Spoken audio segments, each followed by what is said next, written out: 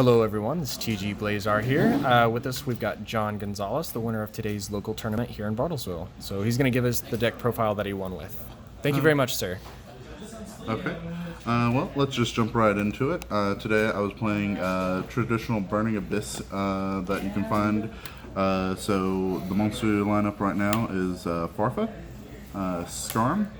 I'm running Crane, Fiendish Rhino Warrior. I'm running a Phantom Knight package with Silent Boots and Ancient Cloak. I'm running a Psychic package with Psychic Tracer and Psychic Wielder. I'm going to be running, of course, the all-inclusive Tour Guide of the Underworld.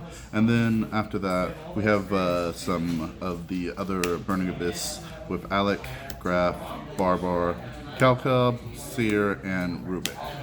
Okay, could you give us a rundown on some of their effects real quick? Sure thing.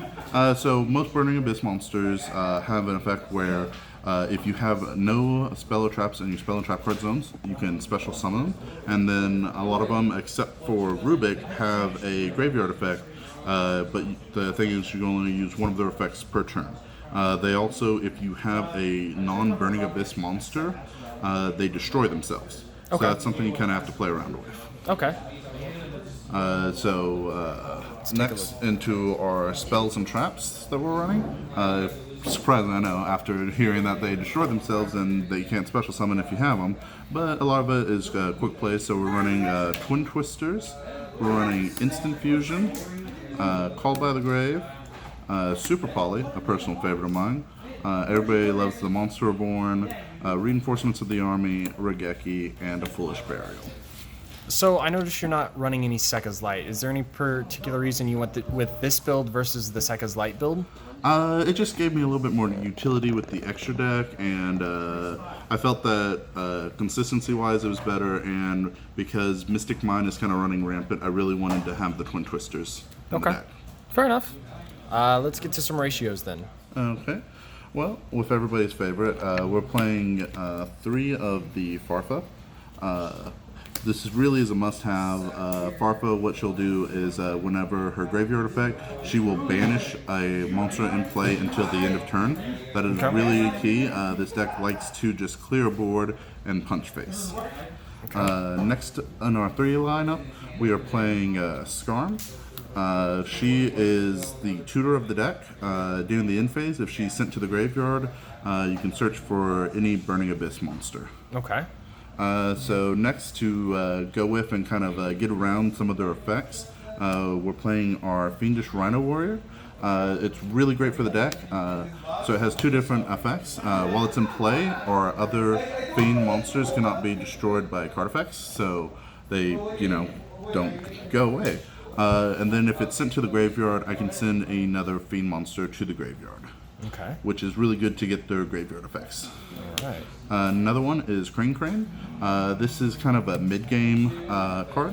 Whenever it's normal summon, I can get a level 3 monster from my graveyard, special summon it, and negate its effects. So that way they won't pop themselves. Okay.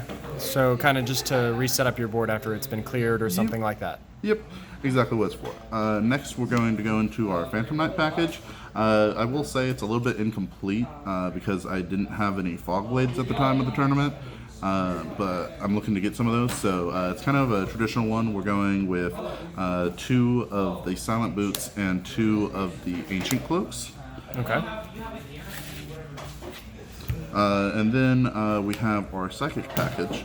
We're playing Psychic Tracker as a 2 of and a Psychic Wielder as a 1 of. These are really good. It can be special summon if I have another level 3 monster, and the Wielder is also a tuner. So we'll talk about that a little bit in the extra deck, but if it's synchro summons a monster, it's able to pop a card that's lower attack than the monster it's synchro summoned. Okay. So that's our Psychic package. Would you consider running another Psychic Wielder? Yes. I feel like the correct number should be 2 and 2. I only had the 1, but so there are some limitations, of course. Okay.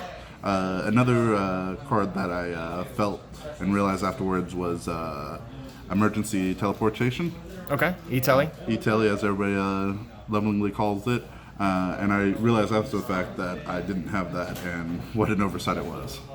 Would have been pretty good. So everybody's favorite tour guide from the underworld.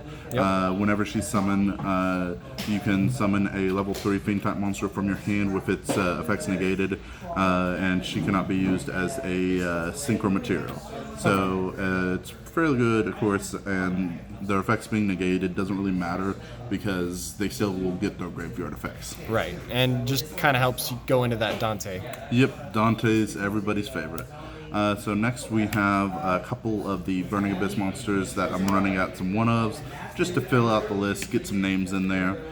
So we got Alec, Graf, Barbar, and Calcalb, Seer, and Rubik. They all have a couple different effects. Alec will negate something, Graf will summon from deck, Seer will summon from grave, Barbar will burn, Calcalb will give some back row removal, and Rubik is one that I actually kind of like because in the extra deck I am running the Burning Abyss Synchro, Okay. and he is a tuner, and I just really like him in the deck, so Okay, fair enough. gives you some synchro plays that are interesting. Yeah. Onto the spells, we are playing our Twin Twisters. This is going to be at a full force of 3 with Mystic Minds and all of the things like Gozen Match and all of those floodgates. I really felt like it was good to run it at 3. We're running Instant Fusion at 3. It gives some nice utility because we have a couple sweet targets that we'll talk about in the extra deck here in a minute. Okay. Then I'm running Called by the Grave. I'm running it at 2. I feel like 3 is pretty good. I was hard to make the decision to cut it down to 2 though, because I mean nobody loves getting hand trapped. No, nobody does. So another spicy tech of mine is Super Poly. I have a couple generic targets in the extra deck for this that we'll talk about. But the discarding card as cost will also trigger your Burning Abyss monsters. Okay. So I really like that as well. Very nice. Then as some one-ofs, we got everybody's favorite Foolish Burial, Regeki, a Rhoda to search up the Silent Boot package, Okay. and a Monster Reborn because Monster Reborn. Fair enough. Is there any particular reason you went for Raigeki versus Dark Hole? Just because there's not really, I mean, Regeki, in my opinion, is just strictly better because sometimes you do want to keep your board. It really is just a 50-50. Today I played and it didn't, whenever I played Regeki, it didn't matter because my opponent just had one monster and I had nothing, so I was just like, well, Regeki. But a Dark Hole would have fulfilled the same function. Okay. I mainly play because I like keeping my monsters around, though. Fair enough. They kill themselves enough on their own. All right. right. So on to the extra deck. Okay, in the extra deck, we are playing your everybody's favorite. We got Dante, and are playing him at 2. His lady Beatrice is going to be at a 1. So for the synchro, I'm playing Virgil. I really like him. You can also get him off of Beatrice if you want, but I do like his ability to be able to pop something, and if they do get rid of him, you'll be able to get that card draw. Okay. So Beatrice, as everybody knows, if they get rid of, your normal target is Dante. Because, you know, Pilgrim of the Burning Abyss, he's really great. He gets that card draw, and he's hard to deal with. And if they do get rid of him, you rip a card from your opponent's hand. Right. So to go along with it, I'm also playing 2 Cherubinis. Very nice. Yes, she does a lot of wonderful things for the deck. So with her first ability, so she takes 2 level 3s. With her first ability, anything she points to cannot be destroyed by card effects. So that is really nice with the Burning Abyss and being able to run the cards like Crane and all that other stuff. Okay. So her next ability is that as cost, and this is where it matters, is that as cost, you send a card to the graveyard. So they can't Ash Blossom her second ability, which matters. But then you will gain attack equal to the card sent to the graveyard. So you're still able to... it gives the deck a lot of utility and toolboxiness, so you can send your Graf, you can send your Barbar, Farfar. Yep. I was actually in time one game today, and I sent Barbar for game. Ah, very nice. So that's very nice. just to get that last little bit of burn. Yep. So I'm running those two. To round out our links, I'm playing an Underclock Taker because it's a fairly good generic one. I'm playing a Link Kuriboh, you'll see why in a second. And then, of course, I'm playing the standard double Borreload Boral Sword package. Okay. So the Link Kuriboh is in here because I'm playing Instant Fusion. If I'm playing Instant Fusion, you almost always have to play Thousand Eyes Restrict. Right. So it's fairly standard. You take your opponent's creature, then you link this into Link Kuriboh, and you go from there. Okay. So also with our Instant Fusion, one of my favorite ones is El Sharal Winda, because she's a level 5. And with Cherubini, she doesn't pop herself with the Instant Fusion at the end of turn. And so she's the deck's own particular floodgate, because she makes it so that way people can only special summon once per turn. So you'll just, last thing in your turn, you'll Instant Fusion her into a zone Cherubini points to, and then you'll pass your turn, and your opponent really has a hard time to deal with that. Yep. Just kind of lock them out. Yep, that actually won me a game because my opponent didn't realize that he could just punch the Cherubini, because even though it's so good, it only has 500 attack. Right. So to go with the Phantom Knight package, I'm running a singleton of Break Sword. I really like this one.